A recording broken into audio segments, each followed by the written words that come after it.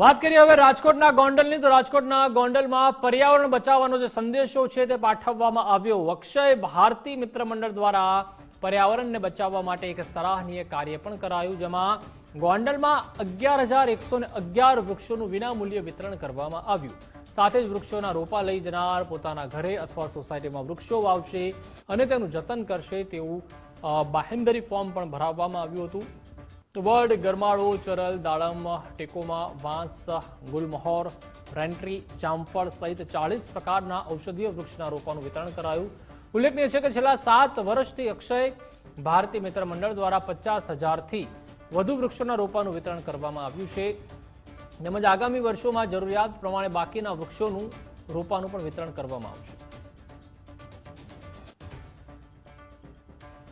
વૃક્ષોનું વિતરણ કરવું એટલું જ નહીં, તમામ જે વૃક્ષોના રોપા લઈ જનાર લોકો પાસેથી એક બાંહેધરી ભરવામાં આવે છે કે માત્ર વૃક્ષોના રોપા વાવવાના નહીં પણ એનો ઉછેર કરી અને મોટા પણ કરી દેવાના, આવી બાંહેધરી પણ તેના દ્વારા લેવામાં આવે છે અક્ષય ભારતી મિત્ર મંડળ દ્વારા।